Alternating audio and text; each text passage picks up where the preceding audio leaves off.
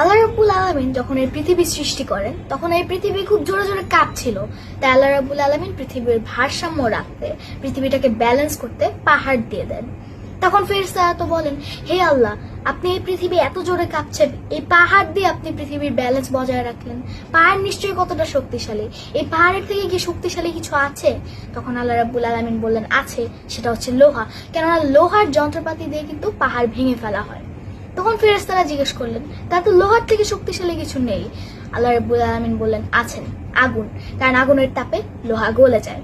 তখন ফেরেশতারা জিজ্ঞেস করলেন, হে আল্লাহ, এই আগুনের থেকে কি শক্তিশালী কিছু আছে?